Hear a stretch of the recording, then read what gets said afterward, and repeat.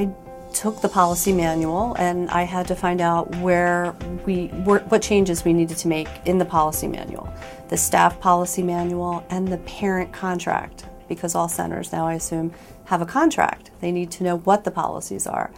So I said we need to make changes here with the food, here with the physical activity, but if we're going to make those changes, you have to be on board changing policies, because it means they have to go out every day. We have to have the right clothing here. We have to be serving better snacks. And yes, I just find other policies that are written similar to that and incorporated them. And then you have to share that with the staff. So the way that I've done that is each change, each addition, each goal that we met for Let's Move, I would do a newsletter for the staff.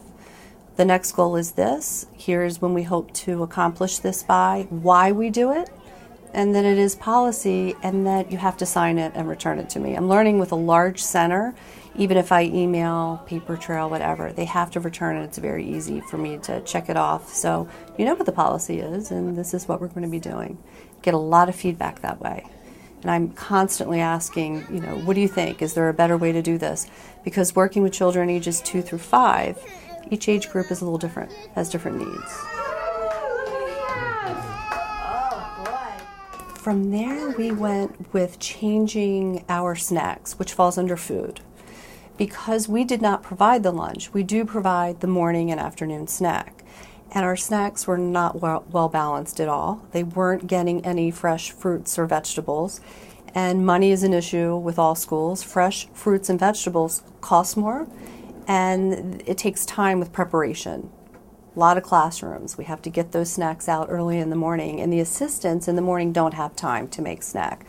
So we rallied the parents that would be on board, and we have a parent that leads a volunteer morning snack. It's called Fresh Snack. Each day they come in, parents, they rotate. It takes them about 40 minutes to cut, bag, and distribute fresh fruits or vegetables every single day to all 18 classes. So we have a fresh fruit and vegetable snack program. We have food delivered each week, and parents volunteer in the morning to prepare those foods for the classes. And they might be washing grapes and bagging up grapes for the children, or cutting bananas. And it's something that makes our school unique in that we only offer fresh fruits and vegetables for snacks, so that children are getting that every day. And it's a variety. In the afternoon, you may see something added to that to balance it out. It might be a protein like yogurt, and we do have, I should mention, we often have dips with our fresh fruits and vegetables. So you may see hummus, and we put them in squeeze bottles, so they might squeeze hummus on their plate and dip carrots in it. Today we had yogurt, so they were dipping apples and bananas in yogurt, and that's the same for the afternoon. And you may see in the afternoon they might add a grain to that. It might be a rice cake or cracker that they might have with hummus and a vegetable. But that's something that we're very proud of, and we couldn't do without the parents who come and prepare that in the morning. Who likes strawberries? I think everyone does. Now, this you may not know what it is.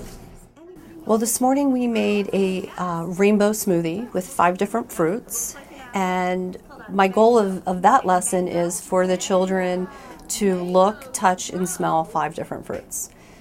They may not eat it, they may not taste it, but they need to become familiar with it. So just like our snacks, we try to stick with the same fruits and vegetables for a while, so that maybe the first time they touched it, but they wouldn't eat it, and just build on that. So today, each child touched, smelled, passed, and we really emphasize that we won't make you try to eat anything, but we try very hard to get them to touch it, smell it, and we say even a lick counts, because they need to feel good about themselves. Some children are afraid to try new things, and I don't want them coming to school or to be afraid when a snack comes by them, morning snack or afternoon snack, and we're finding that this really helps. Not unusual that I have a few children that almost develop a fear of coming into my classroom. We don't eat each week, but we learn about food, and it is in a kitchen. So the children relate that to eating. This little girl in particular, great fear. She's, I've been told, a very picky eater. She has had some outbursts in the class. And for instance, we sit down, she sees what I have out, and she would say, I'm not eating that, I'm not eating that. And I don't want to ignore that behavior, but if I really focus on it too much, what happens is all the other children will then think, well, she doesn't like it, so I can't eat it. So we have in place that we try to, ignore it, silence it, and remind them that I never will make you eat something that you don't want to eat. And today, this little girl actually drank the rainbow smoothie, and it was amazing. And looking back on that, we did find out that the teacher said, if I drink it, will you drink it? And I think that was the key, which goes back to our teachers now have to eat lunch with the kids. The teachers need to drink milk or water. I mean, we're role models. So whenever we're tasting new foods or having a snack, the teachers need to be there as well, role modeling for them. And I can say that after doing this for several years, that little girl will be fine next week. She's over it. She's trusting us that she doesn't have to eat it. We pull from all different government websites, very simple, scientifically based.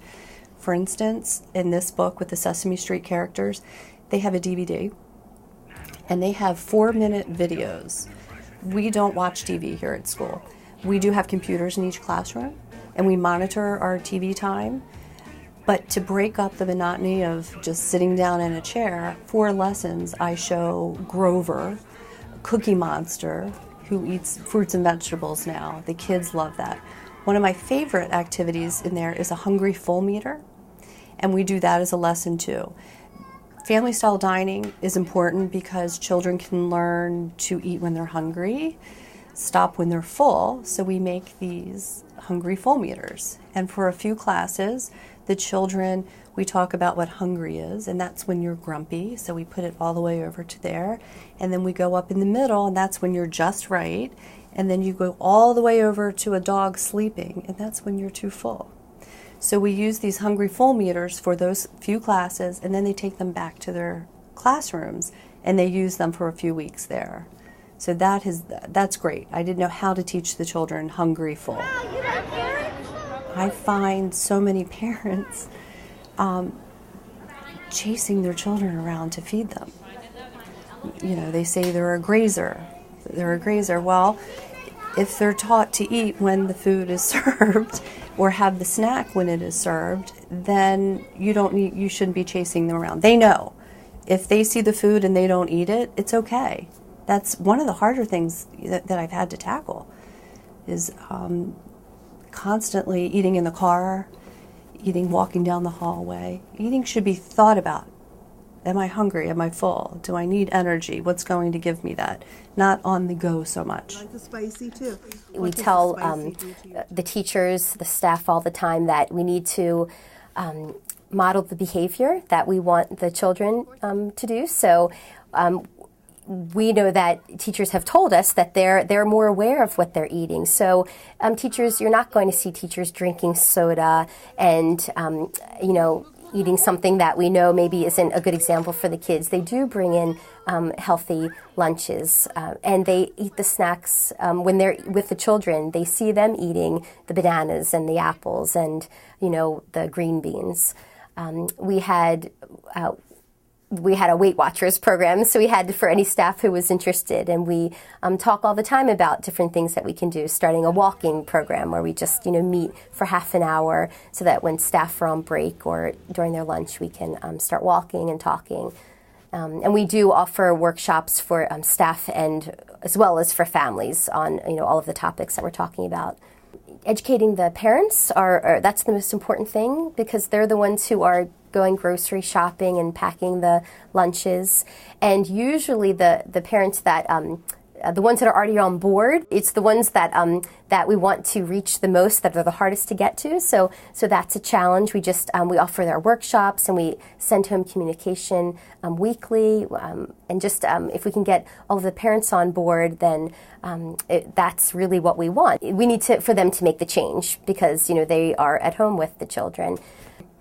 When we see children who bring the healthy foods in their lunch, and they tell us that they've asked for this, that they go home and they're saying to their parents, will you pack me, 2 fruits and vegetables? We have a 5-a-day challenge each year where we ask the children to see if they can eat 5 fruits and vegetables in one day, and and then record it, and we do this over a period of several weeks. And every year, almost every child does it at home. I think that's probably the thing that is the most exciting, when we have the children who are coming to us and telling us about what they're doing at home. And also, I should say, the parents who come up to us and tell us that they've made changes because of our program. It's important to eat healthy and to exercise. Those are basic things that most people know. But then when I would see my son come home and get excited about the things that he was learning in healthy choices, and knowing that we were making changes because of it, that's when I knew, well, this works. And you have to start young. When parents say, oh, my child's not going to eat that, or they're afraid to send in healthy foods because they're afraid their children are going to starve because they're not going to eat what they send them, but they do. When they're hungry, they eat what you give them, and it can be a little scary for parents. But we lived it, we tried it, and it worked. So that's why one of the reasons why I was so excited about what's happening here, because we were doing it as a family, and it really worked. She likes her ham and cheeses, and so does Hadri. That's right, Hadri has ham. If you get into a battle over food, you've already lost. We never force any child to eat anything, but we make it fun, and we do encourage them, as I said before, to touch it, to smell it, to lick it. And if they don't want to take a bite, that's okay. That's all right. We'll try again. You've probably heard before that it takes children, I think it's something like 7 times to try a new food before, they'll start to like it. Sometimes, as we get older, we lose taste buds. So that's probably why, as adults, we start to eat things that maybe we didn't eat before, like Brussels sprouts and broccoli. Children have more taste buds than we do, and so they're going to taste food more strongly. So we know that. And we try, we're trying to give them foods that we think they're going to like. And then one other thing, when parents are afraid to try new foods, we tell them, when you're serving dinner and if you want to introduce a new food, make sure that there's something there that your child will eat. We have a very simple menu. We cannot say the recipes yet. We have chow mein, but the chow mein has 3 or 4 ingredients. That's all what it is. The menus are very simple. We call it what it is because it has soy sauce, but we cannot say this is exactly a chow mein. We adapt things that are culturally appropriate in age. In the sense that children like Chinese food, and it's a way to do Chinese food in a healthy way. In terms of culture, we have a lot of Latinos and Ethiopians, African children thing. We have rice and beans that we all eat. We have, hopefully next month, if I have enough help from Ethiopian parents, we will have the Ethiopian day. Then we will serve that day, we will have Ethiopian lunch. We have the injera and chicken and some greens. Then, in that sense, we incorporate, but I will say our menu is very international, but very simple. Burritos, fried rice, pasta with meatballs, anything with marinara sauce and cheese children love, right? And we do that in that sense that we love. We incorporate quiche in our menu, and they start liking it. First it's like, no, but some children, we serve for the first time lentil hamburgers last week, and some children love them, so not that much. Just take a picture. I have actually a very interesting experience. I met somebody here in the organization very early in the process, and she have 2 children. She have a child in pre-K or so. A year later, she have another child, and the child started here in the daycare. The difference of how these 2 children will eat, even though they work from the same house, because the little one who started here was exposed to many different vegetables and fruit that he was not exposed at home. Then his older brother won't eat as much as he will eat in terms of variety of fruits and vegetables because he didn't grow up with that. And the little one was showing and teaching the older one how to eat. Definitely, I can see, I have seen the change in us and in the with the children. I mean, I definitely can see the difference when you expose a child to a variety of foods, how they are going to act later. I mean, it's just, I understand it's child that we develop the taste in the first 3 years of our lives. After that, it's more behavior and peer pressure. Then 3 years are precious. Then we give children in the first 3 years of their lives a variety of different foods. I am not saying they are going to eat everything and they are going to like everything. We get likes and dislikes, but at least they are exposed to food that they can make a distinction. It's like, oh, it's sweet potato, it's like chicken, no breading, you know? It's all breading. They taste exactly the same. You put whatever inside and it pretty much tastes the same. Then it's just the frying. And we know the food industry has a PhD in how to make us become addicted to anything that they sell. And that's the biggest problem we have. Salt, fat, and sugar, that they are masters of how to put it together for us to eat and not stop. Then it's a very big challenge that we have, but I think the earlier we start, definitely will be our lives easier, and we can make a bigger impact in children when we start earlier. That is the reason the Let's Move Child Care is such an important program, because we cannot wait into schools. We have to start earlier. We have to start when they are born. We have to start early in life.